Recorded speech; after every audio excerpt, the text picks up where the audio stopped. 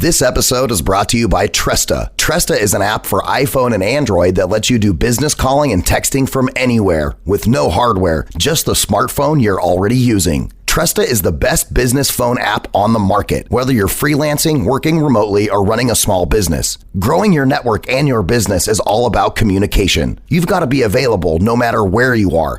Tresta offers the call management features that empower you to communicate smarter and more efficiently, like auto attendance, call recording, user groups, and more. Tresta is easy to configure so you can set everything up yourself, all online. Tresta's virtual phone system makes it easier and more affordable to set up a fully functioning mobile office. It's just $15 per user per month with no contract. So start your free 30-day trial today at tresta.com/frequency. That's www.tresta.com/frequency. Charlie. Mark, 1 Charlie. Ladies and gentlemen, I'm full of optimism. Einstein's theory of relativity. We're still seeing it quite well through that haze. T-minus 37 seconds. The fight is growing confident. E equals MC. That all men are created equal.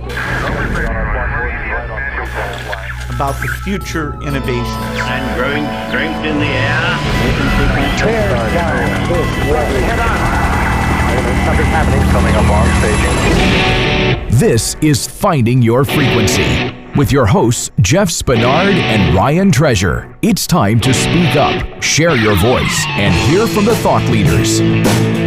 Ladies and gentlemen, welcome to another fantastic episode of Finding Your Frequency. I'm your host, Ryan Treasure, and man, do we have an awesome show for you guys to listen to today.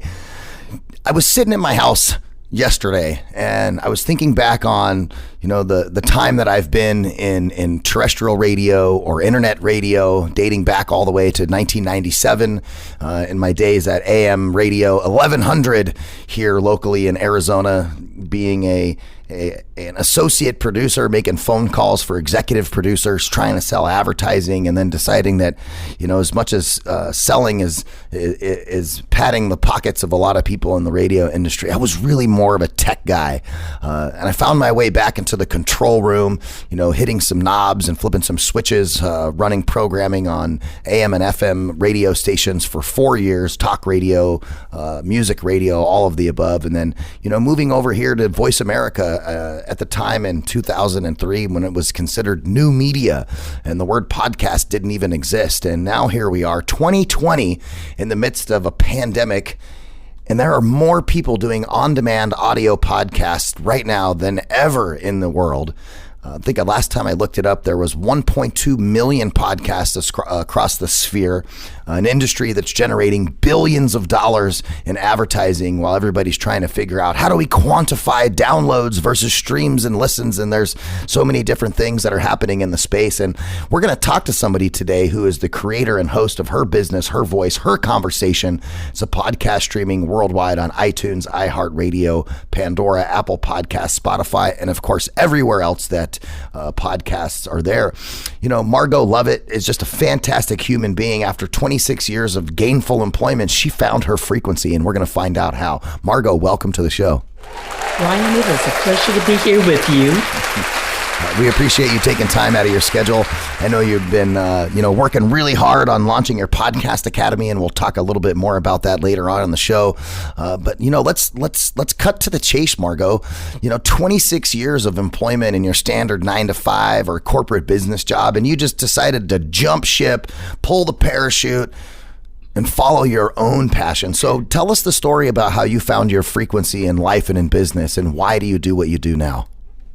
Well, you know what? I tell you, there was a little bit of drama behind pulling that parachute, and there was a disagreement between myself and management concerning something happened, and I won't go into detail with that. But I looked around one day, and podcasting had always been a hobby.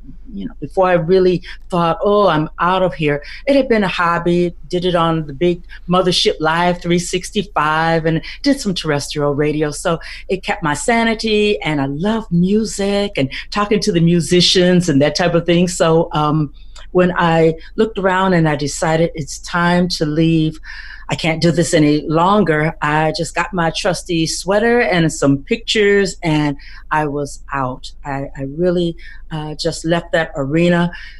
walked off, cleared my mind and my head, did some game show hopping. I live out here in Southern California. So for a year, I did game show hopping, but there was always something about podcasting. I just missed it so much, and I had to go back to it, and had already created a business plan. I was going to move it from hobby to monetization. It was going to become a business. And one day that day came, and the rest is history. I hired myself a coach, the best coach I could hire, and he brought out different parts of me. He caused me to learn how to podcast, as I say, from the inside out.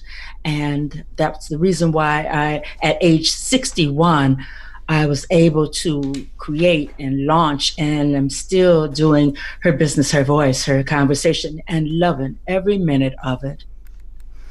That's awesome. You know, I think there's some fantastic synergies with what you're doing with your radio show, your podcast, and then also with what you're building with the Podcast Academy. This radio show, Finding Your Frequency, actually started off as a mechanism to kind of help people to hone their message. The CEO of Voice America wrote a book called Finding Your Frequency, How to Broadcast Yourself and Your Message.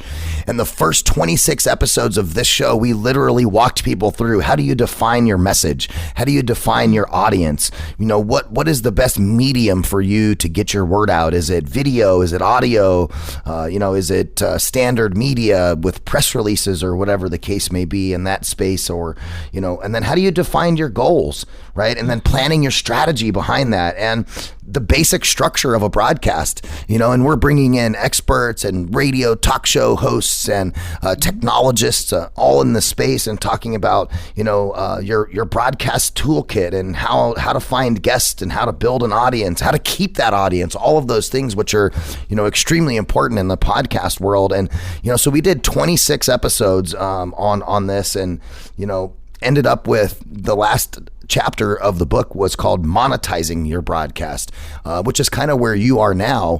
And you really have to take a step back and internalize why you're doing a radio show or a podcast before it can even be effective. Tell us a little bit about your journey with how you came up with conversations with successful, reinvented women and men on your show called Her Business, Her Voice, Her Conversation. Well, I tell you, I knew once I decided I was going to go back to podcasting, I looked around when I left corporate and I couldn't find the resources. I couldn't find the shows that satisfied where I was going. I knew I was going to reinvent myself, become a podcaster, become an author, become an entrepreneur. And to become an entrepreneur was like speaking a foreign language, but I knew that that's where I had to go.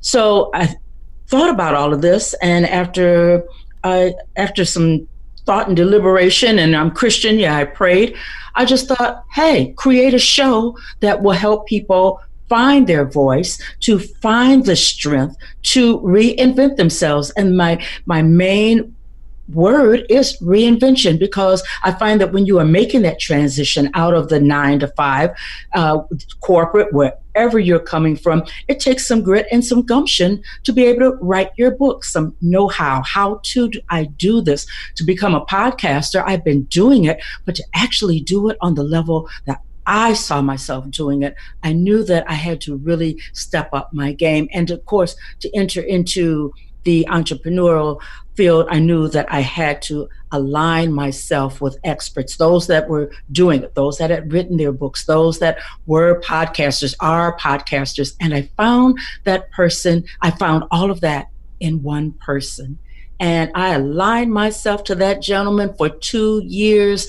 Everything he wanted me to do, I did it. We built Her Business, Her Voice, Her Conversation. It is all about giving how-tos and information and much inspiration to those that are looking to reinvent themselves, become authors, podcasters, and entrepreneurs. It's a big subject. There are a lot of people that are seeking answers, how to, and once you get to a certain age, you don't want to keep throwing spaghetti up against the wall. Can I connect with somebody who is going to really show me how this works and be transparent enough to tell me about their failures, but then we can celebrate all the good things that they're bringing to me. That makes sense, Ryan?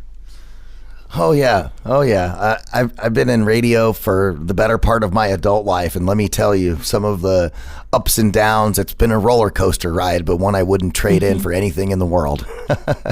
I feel the same way. I just love it. And then when you get the feedback from people who have been on the show, some people have been on my show, and that same show, they put it in their media packet, and it has landed landed them on magazine covers. And I'm thinking, wow, you were one conversation away, telling the world what you're all about. How did you overcome and write your book? How did you step out and actually launch that business? Or maybe I host a panel discussion and somebody takes a listen and they pluck that person out, and the next thing they know, they're into some life-changing events. That kind of thing right there, that's super to me. That is so, I love it. Oh, it's special. Does a lot for me. Yeah, it's definitely special. I can totally understand your feeling in that regard.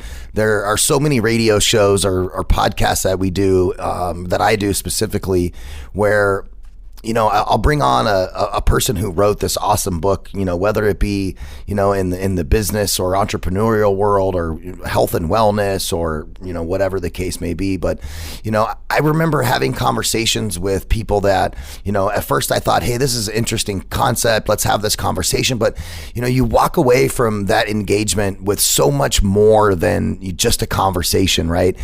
I think that when you're able to connect with somebody on a level that you can have meaningful conversations where you both get to learn something from one another. It's the ultimate networking tool, right? Doing a podcast or a radio show, absolutely the ultimate networking tool. It's so much easier to reach out to some influential person and tell them, hey, I'd love to have you on my radio show, or I'd love to have you on my podcast. Let me pick your brain about who you are and what you do, versus, your old school elevator pitch or a LinkedIn message trying to connect with somebody. There's so much more substance in the space of that. But every time I do a show, every time I do a podcast, and I'm sure you feel the same way, I feel like I walk away with a newfound bit of information that I can absorb and make it part of me. Especially when I'm talking to people who are experts in early childhood development, and I got a 6-year-old at home, Yeah. And you're like, oh, I didn't even think about that. But making those connections have just been almost like platinum or gold, little nuggets of information that I've been able to use. And one of the reasons why I continue to do this show, and I'm sure the reason why you do yours, is, simply being able to have a human connection. And especially right now when we're dealing with, the pandemic and, COVID-19 and people locked away, I think now more than ever, it's important that each person finds their voice and finds a way for them to articulate some of the issues that they may be having, or the joys that they're having, the things that are advancing in their lives, and be able to share that with other people so they can take note. I totally agree with that, Ryan. I listen we're not all technical how to do.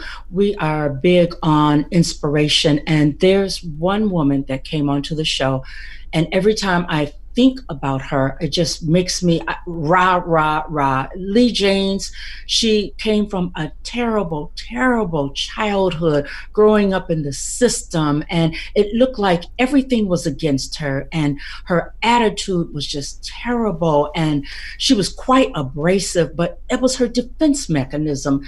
But that woman went on, and she went on to serve our country, and she brought home the bronze in wrestling, and just a phenomenal story. I will never forget her, never, ever, ever. And it's those type of things that when I think that I have it bad, or I think that, oh, woe is me because something's not working out right, I think about some of the stories. It's the inspiration that gets up under your skin, and you're just never, ever the same. The technical part, yeah, you appreciate that, but it's those stories of inspiration that just, oh my God, they change me.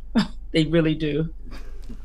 Yeah, that's very well said. I'll refer back to my episode that dropped on Friday last week, which was called "Finding Your Warrior's Heart Frequency" with Teddy Lanier, and Teddy was a special forces operator for 18 years. Green Beret, highly decorated, all over the place. But he had a substance abuse problem that he had never taken the opportunity to deal with. And to sit down and have a conversation with somebody, who's this big, tough, badass kind of guy who shoots guns and was in the military and all of those things, and really, have him reach down in his soul and have a conversation that had nothing to do with his masculine and so much to do with his feminine, and him being able to share his story of hope, and knowing that people that are going through similar situations, whether it be, addiction or PTSD or whatever the case may be, that, here he is, a beacon of hope for those other people.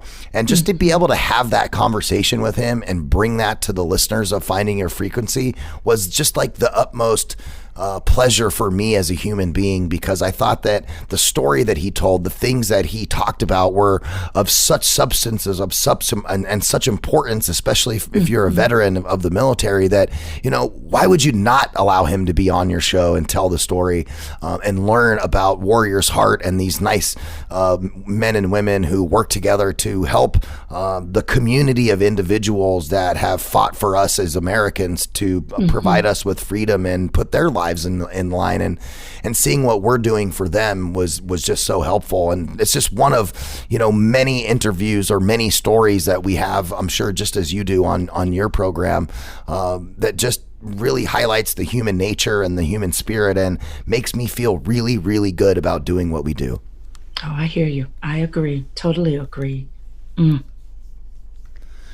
So, Margo, when you're doing your particular program and you're bringing on people who have successfully reinvented themselves, let's talk a little bit about that. What kind of reinvention stories are you hearing? I know that your podcast is focused on kind of some of the boomers and Gen Xers. How are people that are in that age range, how are they reinventing themselves like you did?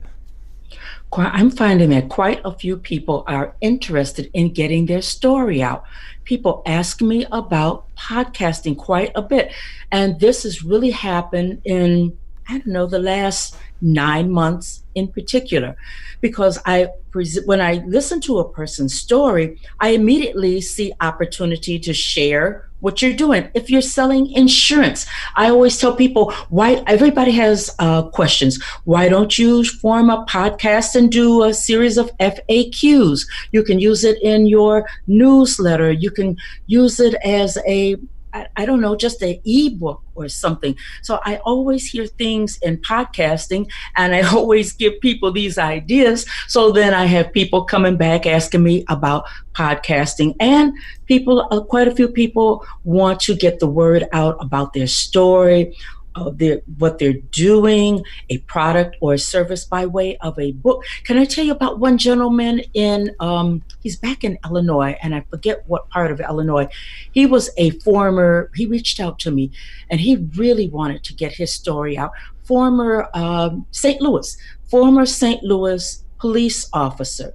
But he came up on the rough side of the mountain, and at one point he had to choose, do I go with family or do I go with my profession, when he found out got some information about a crime that was being committed. So he chose family. And I guess when you are part of law enforcement, if you know about a crime, you have to say something no matter what's going on. And long story short, he said that morning he was putting handcuffs on somebody, putting them in lockup, and by 7:00 that night, the feds had him. Fascinating story. He had to tell his story. He had to come out and write his book, he said, because he wanted to clear up his legacy for his wife. He went to federal penitentiary, lost his wife, lost his family, and this was a part of rebuilding his credibility and rebuilding his life.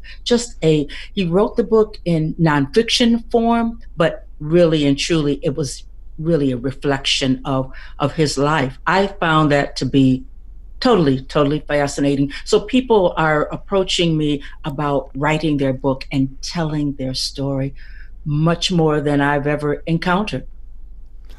Yeah, and I think I mentioned this earlier. I mean, especially now, here we are in May of 2020, and there's a lot of people who have been stuck at home because of this whole COVID thing. And, you have a lot of time to reflect, right? A lot of time to, seek some guidance internally for yourself and make some decisions on, is what you're doing really the thing that you want to do or the thing that you're called to do? And when you sit down and think about it, I mean, nobody wants to live life for somebody else. Nobody wants to, work a 9 to 5 and, make a median income that ultimately gives the owner or CEO, $1 million to go buy 10 homes and a bunch of cars, and you're sitting over here driving a Volkswagen or whatever. And so I think being an entrepreneur and writing that book and kind of, what I like to say is taking that leap of faith, right? Like if you were a pirate, my last name's Treasure. So when you walk the plank, right? And you walk right over the edge and you don't know what's going to happen. And oh my goodness, I landed on my feet, right? It's kind of an amazing story when you get to hear from people when they, have dealt with adversity and they say, you know what, I'm going to summon the intestinal fortitude to jump out and, take that leap of faith. And when you find out that they took the leap of faith and they landed on their feet and not on their head, I just want to applaud them. Yeah. And a lot of people I'm finding, we hear about the unemployment situation and it is brutal. It really, really is. But I choose to think, and when someone brings it to me, I say, you know what, take another look at that. It really, really could be a opportunity for you. For most people, it's an opportunity to really find that intestinal grit and make that pivot, that change, reinvent themselves, and actually do something different. I mean, if your employer is not going to call you back, what do you have to lose anyway? You have to look at it that way. And if a person wants to get into podcasting, they really don't have to spend a whole lot of money to get into this industry. It's just a matter of, do you want to do it? And as you said earlier, Ryan, if you can identify your why, this is one industry that, hey, we're going to need people to do content writing. The industry needs people to do photography. The industry needs people who are going to edit the audio and the video. So I think that this is a perfect time for people to make that shift. And I don't say pivot, to reinvent yourself, see what opportunities are there. And just as you say, walk the plank, dive right on in, because if you don't, you will never know. You'll never know. And that's not good. We got to stop for just a second and talk about an awesome product. And when I say awesome product, I mean awesome because I just used it. I used it yesterday. I use it every other day. I'm bald, and I know having a good set of razor blades is amazing. And now is not the time to overpay for razors at the drugstore. Harry knows sometimes it's better to stay inside. That's why they ship directly to you so you can experience the quality of a Harry shave in just a few days from the convenience of your own home. What I really love about it are their shave gels, the low prices. It's just amazing. Join the 10 million people who have tried Harry's and claim your special trial offer by going to harrys.com/frequency. That's harrys.com/frequency. And why Harry's, you ask? Because it's awesome. I'm a bald guy, like I said before, and I know razors. And I know this product, it's fantastic. Harry's is a return to the essential. Quality, durable blades at a fair price, just $2 a blade. That's right, $2. They've cut out middlemen. They have a great German blade factory that's been honing precision blades for a century. That means you get a high quality blade at factory direct prices. You can feel good about your purchase, 100% quality guarantee. If you don't love your shave, let them know. They'll give you a refund. And 1% of the proceeds are set aside for nonprofit organizations devoted to helping provide access to better health care for men and veterans. You guys know Finding Your Frequency. We love to support the veterans. Exclusive offer for listeners of Finding Your Frequency. Listeners of this show can redeem their Harry's trial set at harrys.com/frequency. You'll get a weighted ergonomic handle for a firm grip, 5-blade razor with a lubricating strip and a trimmer blade, rich lathering shave gel with aloe to help keep your skin hydrated, and a travel blade cover to keep your razors dry and easy to grab on the go when it's time to do it. Go to harrys.com/frequency and start shaving better today. they say the term, the grass is not always greener, right? But if you never take a step to the other direction, you'll never know. I think that people get so accustomed to the normalcy of a 9 to 5 and the comfort of, I have a salary. I know I'm going to get paid every 2 weeks. But I think sometimes it's safe, but sometimes you got to step out of the monotony and into the noise in order to kind of expand your horizons. It's almost like, something I tell my daughter all the time. She's only 6, but I tell her, I said, if you don't ever put yourself into uncomfortable situations, how will you ever grow? And I think that's the same way with your personal life, with your business life, whatever you want to learn. Maybe you were working at a corporation and you were a great marketer and a great copywriter. Like you mentioned, those are all necessary skills in the realm of podcasting that are extremely important. Even if maybe you're not doing your own podcast, maybe you make your services as a copywriter or a photographer available to other podcasters, and you can help them write their show notes and help them come up with creative titles for their episodes that are based on key search terms that you're seeing around the web or things that might be trending on Twitter. Those are a lot of things that I talk to the people I work with when we're producing shows about, how do you come up with great titles and how do you do all those things? And, there are some industry secrets as it comes to know some of those elements in creating, the show notes, the titles, what does it look like or what does it feel like, right? Especially when you go on Apple iTunes and the only thing that you have to go from when you want to choose something to listen to is a description and a picture. Right? You better darn well have a really good description and a really nice picture that denotes what your content is about, because in the sea of 1 million podcasts, you have to set yourself apart from the other people in order to gain traction and get above those 80% who never see, more than 10,000 downloads or something. You got to really just put yourself out there. It gets kind of tough, but you know what? You have, as gets back to finding your frequency. Once you find it, then the rest is going to come, but you have to find that frequency wherever it is, whatever it is, and just do it and be consistent. The numbers will come if you are consistent. Maybe some people in this life will never get a million downloads. I don't know. Maybe some people aren't even going for that number. Maybe they have other things on their agenda. But what I say, whatever you're doing, do it with consistency, because if you are consistent, that means your passion is there, your fire is there. You are, when things change and new opportunities come, you're going to be right there, ready to walk into them, as uncomfortable as they may be. But you are going to be the one that can step up into that opportunity. And man, oh man, does that ever feel good when people from Voice America or Ryan calls you and ask about an interview, or you are able to reach out to other people for an interview. Man, that feels tremendous. I can't even explain it to people. I just get real passionate about that. I mean, that thing of consistency, what it does for your confidence and just your posture in the industry. It's amazing. It really is.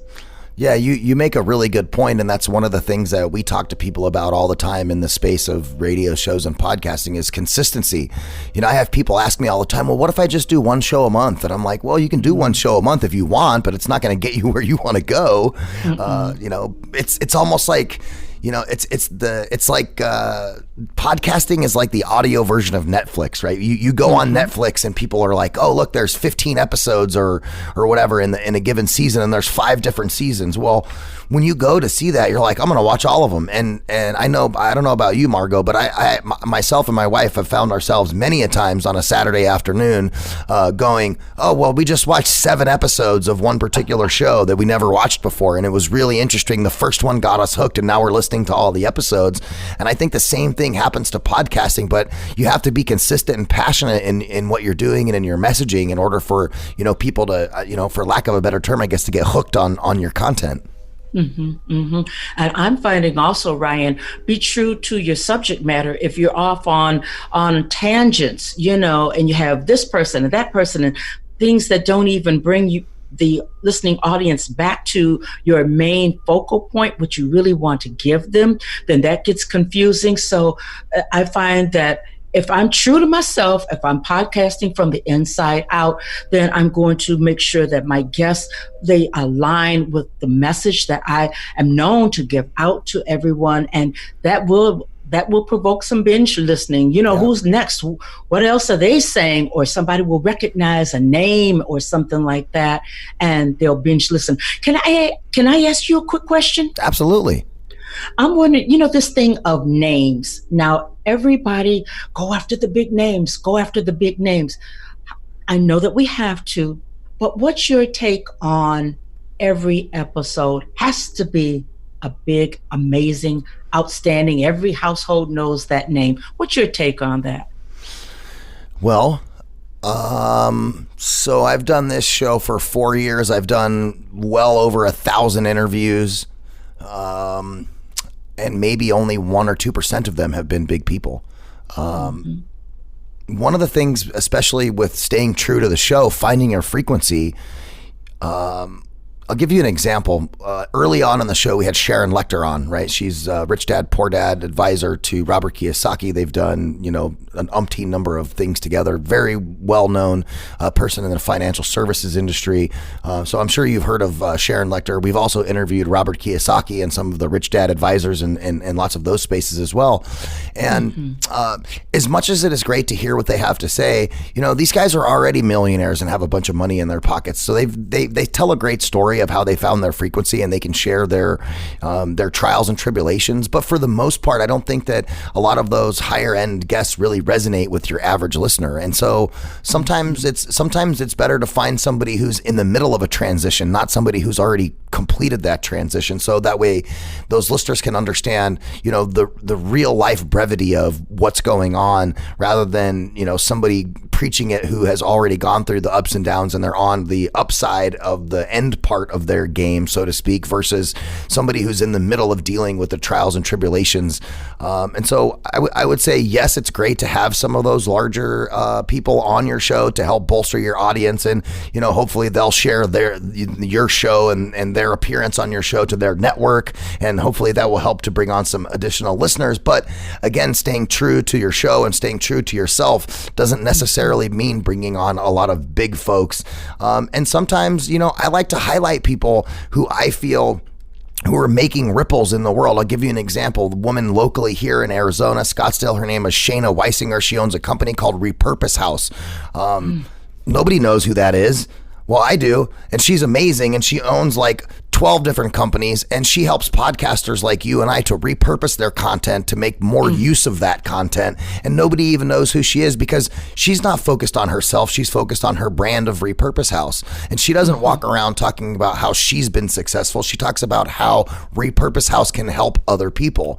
And so sometimes when you flip that story around and it's not so focused on the person, but the entity, and giving somebody a tool of value, bringing those to the table, I think are just as much of good information for the listener as it would be if you're talking to Robert Kiyosaki on real estate investing and how to build your portfolio. I'm glad you said that, because I feel the same way. I came into podcasting feeling the same way. There are so many amazing people, and people that are passionate. And as Les Brown says, they are hungry doing what they're doing. They are driven, and their stories, their transparency just light you up in a way that a person that's been there, done that, ho-hum, it's like just a totally different conversation altogether. So thanks for answering. I just thought I'd ask you that.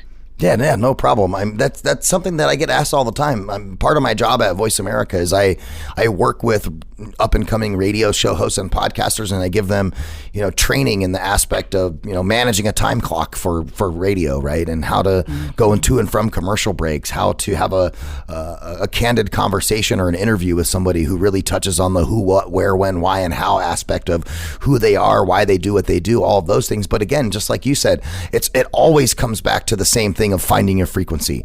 That's why the first question we always ask is about how you found your frequency, because without that story, without without that information, without allowing the guests to tell us who they are and where they came from and why they do what they do, it's a detriment to the show and to the program itself, because that's what it's about. It's about bringing those stories to light, just like your story, right? You did all this at 61 years old. There's probably people who listen to radio programming or listen to this podcast right now going, what? She was 61 years old and she just decided to jump off a cliff and pull a parachute and get out of the corporate world and go off and do her own thing. You know, a lot of people when they're 61 years old, they're thinking about, okay, this is the last 10 years of my career life. Let's start planning for retirement. Where are we going to go? Let's go to Boca Raton. Are we going to go to Scottsdale, Arizona? Right? Whatever the case may be. But you're like, nah, I'm just getting started. And I love that. Really? I'm just getting started. I mean, I feel as though when I listen to how long Voice of America's been around, I know that I'm a baby in this arena. But what I always tell people is you have to get started somewhere. So if you're 14 years old and you have this burning, searing passion, do it. If you're 65 or 70, do it. Because I always heard that we are supposed to go to our grave empty. And I find the older I get, the more stuff I have in me to give out to people, the more wisdom, and a lot of fears are not there. And I have a grandson that I love dearly, but grandma is not the kind of grandma that's supposed to rub his little head and be grandma and babysitter, all of that. Grandma is here to be a podcaster, to teach other people how to podcast so that they're not so fearful, so that they understand that if that woman can do it, I sure can do it. And I teach people, I give them everything that I have with all of my heart. I really, really do. Because I just love it. I believe that this industry and this world is so rich when we tell our stories, when we are authentic. We're not, as my mama said, popping our lips with our cootie guas, but when we are, she was big on that. But when we are telling our story, I could come on here and, a lot of people say, oh, you don't even look like you're 66 years old. Well, I don't feel like 66 years old. I don't sound like 66 years old, but it's a part of my story. Why would I hold it back from anybody when I know that because of what's going on in this world right now, there are some boomers who are not going to have jobs after this pandemic is, as we are going through, as we are reorging, they're not going to be called back. Things are not going to fall into place for them. And they're going to need to know that it's okay. You have, there are choices that you can make. And if I can make a choice, I'll help you make a choice. If you want to write a book, you want to become a podcaster, you want to become an entrepreneur. Do I know everything? No, but I sure know a lot. And what I don't know, I know those who can take you on, as my mama also said, to the river. That's for sure. Yeah, it's kind of similar to having a conversation with a very successful entrepreneur and them saying, I'm not the smartest person in the room, but what makes me smart is that I surround myself with people who are smarter than me.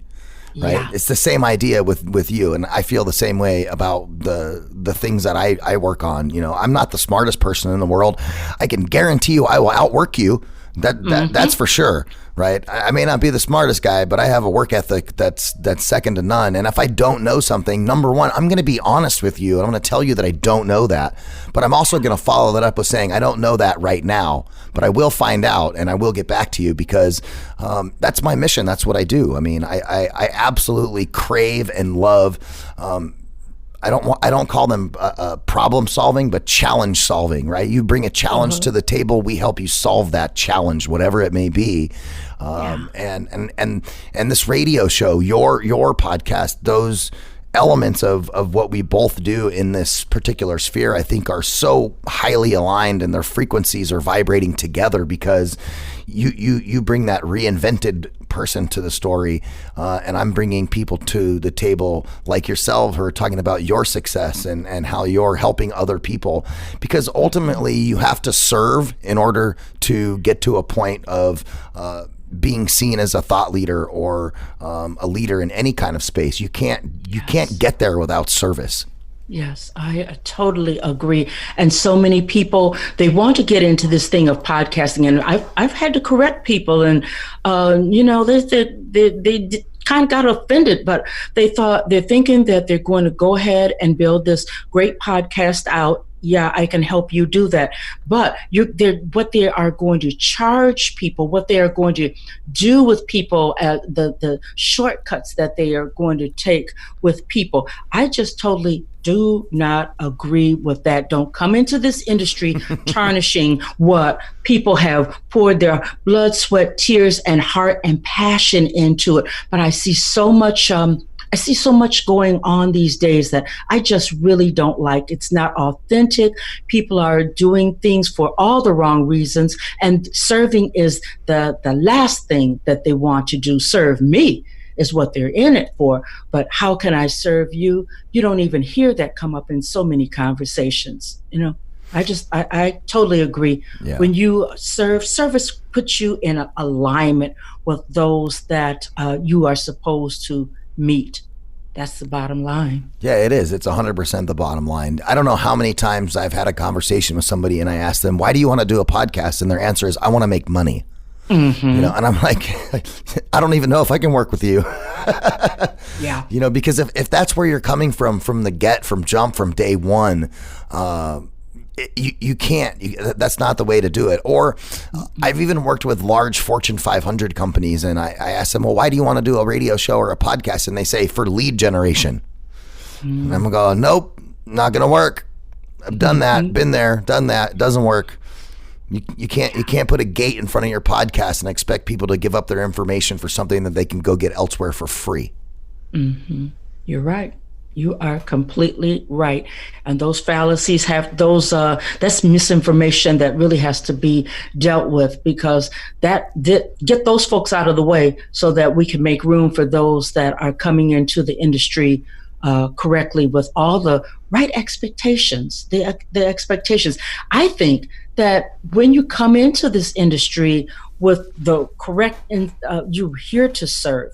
You're here to see opportunities and connect and collaborate with people for the furtherance of a thought or a service or a product or a movement, then that kind of thing makes room for the monetization. It makes room for your advancement.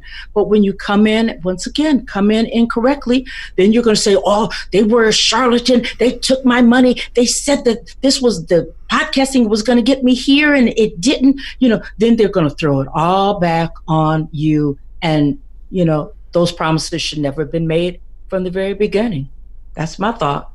Yeah, 100%. I mean, you and I were talking about this earlier. I've been in this space since 1999. Voice America launched in 1999. And for the longest time, right, we didn't even have the word podcast because iPhone or the pod devices were not even around yet. We were still walking around with flip phones back then. It was right after the .com bomb, right? And a lot of website companies went bankrupt, and you had Y2K happening, and everything was uncertain. And here we are, this little podunk broadcaster in Phoenix, Arizona, doing radio shows live on the internet, and just the reason why it spurred and why it's become such a big thing is because it wasn't started because, hey, let's see how much money we can make. It was started as a service. It was started that said, you know what, we're doing regular radio, land-based radio. We have, only 100-mile square radius that we can reach of ears that are listening to radio content. How do we get beyond that? Right. Yes. And so the idea was like, let's put it on the internet. It's new. It's awesome. People love the internet. A lot of more people are having computers in their houses. This was way before mobile was a thing. And then here we are today in 2020. And what we started so long ago has blossomed into its own industry, its own everything. And, being able to go to, even industry events and, National Association of Broadcasters. For the longest time, we were going to NAB as as broadcasters of internet content. And in the last 3 years, they now have a specific location and a specific area at NAB that is geared directly towards podcasters that they didn't have before. And seeing the growth in those spaces and seeing entities like NAB who manage, the national products like CBS, NBC, ABC, very large broadcasting organizations, and them seeing the fact that podcasting is to a state that they need to have a separate area for podcasters to do podcasts at NAB was kind of like the switch for me, where it was like, man, we finally made it to where people understand what we do, who we are, why we do what we do. And I've said this on panels. I've said this on discussions at the NAB as a panel member of the Advanced Advertising Pavilion, and I will stick to this every day of my life. There is radio and podcasting will never go away because audio is the only digital medium that you can consume while you're multitasking, because you can't watch videos while you do dishes. You can't watch videos while you're driving, but you can sure as heck listen to a podcast about any time. I love it. That is so very true. And podcasts really they're the new, I like to say the new encyclopedia. You learn everything, and so many people are listening. They're listening on the trains. They're listening in the cars. I mean, Southern California, all that traffic, that dreaded 405. I'm glad to see that podcasts are catching on the way they are. And it's good because you can binge listen. You can get it on demand. I mean, I remember being a kid, if you missed the episode on anything, it was on. Somebody was interviewed on a show and everybody was running around trying to catch it. But if you missed it, the interview, it was fun, but we didn't hear it, Yeah, that's so funny too, because, I'm in a weird generation where I'm not really a millennial and I'm not really a Gen X, but I remember running to the television and I remember having to tune the knob with the VHF and the UHF knobs and turn them left and right to try to get the signal to come in. And, then I'm talking to other people, and they're like, what are you talking about? And I'm like, yeah, I remember that world. I remember when, there was no internet. I remember with all of those pieces. And it's so funny to have those conversations because I was a huge Dukes of Hazzard fan when I was a kid. And it was like, oh my God, I missed 10 minutes of Dukes of Hazzard because I was out riding my bicycle, and I didn't come home when the street lights came on, and I know I should have, but I played too long and my mom's yelling at me. And, those times have all just, kind of surpassed us when, now it's so easy to be like, oh, you missed Dukes of Hazzard? Oh, don't worry. You can watch it anytime. It's on demand on Hulu or whatever the case. And so that's the reason why I love Voice America and what we do, because yes, we have the podcasting component, but we also do live programming. And there's one thing that I love about live programming is it's the authenticity of doing live that you can never capture. That's why when I do this show, like what we're doing, I know podcast people go in and they edit the bejesus out of them and they want to make sure everything's perfect. I don't do that with mine ever. The way that it gets recorded is the way that it goes out, because I want it to go out the exact same way that it would be if you and I were doing a live radio show on air right now. I hear you. That's the best going out. And some people, they want every I've had the phone ring. I've had my grandson come running in. I've coughed, and I'll just go ahead and I was doing some tutorials, and I just coughed, and I said, "Oh, I'm not editing this out. Nope. Welcome to live. Welcome to real broadcasting. This is what it's like." And I just kept right on teaching. I thought, I'm not. No. And I told everybody, I said, these are wonderful blooper moments. This is what makes listening fun. This is what podcasting is all about. No, I'm not editing anything out. And I didn't, and I don't. Yeah, that's 100%, because I feel like you kind of lose that authenticity. Plus, if you allow your listeners to see you or hear you be vulnerable, that only humanizes you even more and makes people want to connect with you even more. I think if you're constantly trying to remove your blemishes, that's like a pretty girl who wears makeup. Like, you don't need makeup. You're already pretty. Just leave it alone. I hear you. I hear you. And then when something I've also found is there are people that are used to doing interviews, and when something happens, then you can feel them cringing.